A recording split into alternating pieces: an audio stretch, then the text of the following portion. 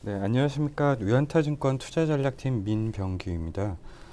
오늘은 2021년 글로벌 전략을 말씀드리기 위한 좀 시간을 마련을 했습니다. 다음 페이지에서 보실 수 있는 도표가 이제 결론에 해당하는 페이지인데요. 내년에는 유럽과 브라질, 한국을 좀 선호한다는 의견을 말씀을 드립니다. 이걸 시점별로 조금 나눠서 보면 이제 상반기에는 브라질과 한국을 선호를 하고 하반기에는 유럽의 모멘텀이 강해지는 게 저희가 내년 전반적으로 좀 생각을 하고 있는 그림입니다.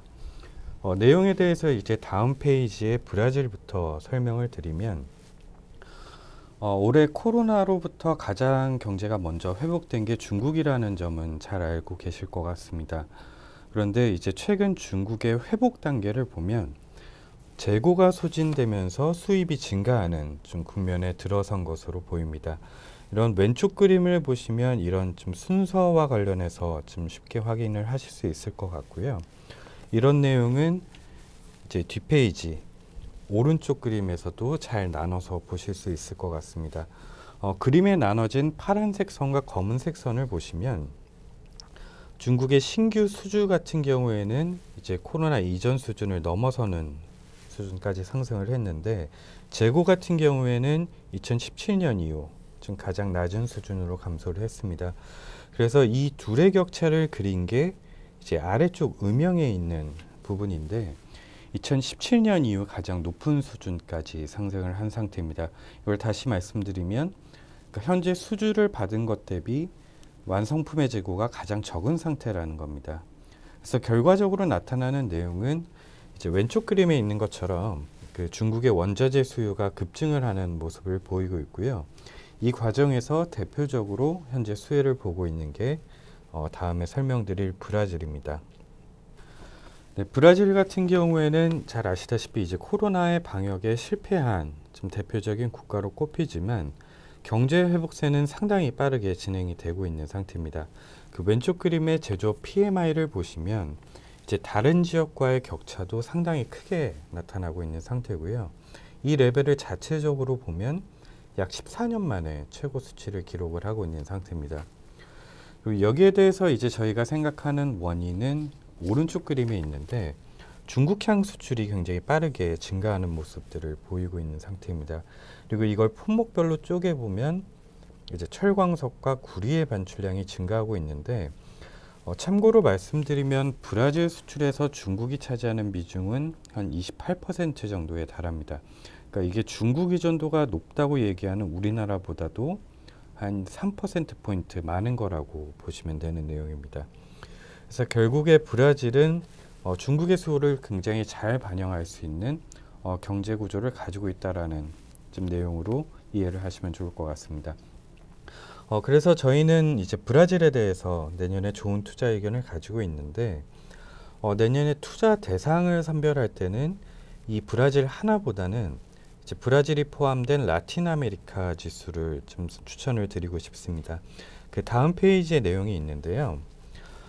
라틴 지수에는 브라질뿐만 아니라 이제 칠레와 페루 같은 원자재 익스포저가 큰 국가들이 함께 들어가 있습니다.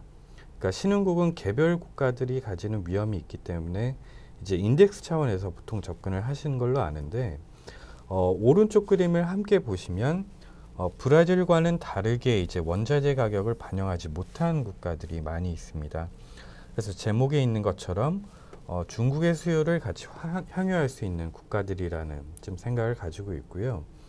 저희 앞에 보여드린 선호도 페이지에는 가장 대표성 있는 브라질을 넣었지만 이런 MSCI 라틴 지수가 저희가 생각하는 전략의 컨셉에는 더 적절하다는 좀 생각을 가지고 있는 상태입니다. 네, 그리고 이제 다음으로 유럽은 저희가 선호도 최상단에 넣은 지역인데요. 현재 상황부터 좀 말씀을 드리겠습니다. 우선 유럽 같은 경우에는 2016년에 결정된 브렉시트가 여전히 지금 협상을 진행 중이고 코로나도 다시 확산되면서 이제 경제 활동에 상당히 제한적으로 좀 이루어지고 있는 상태입니다.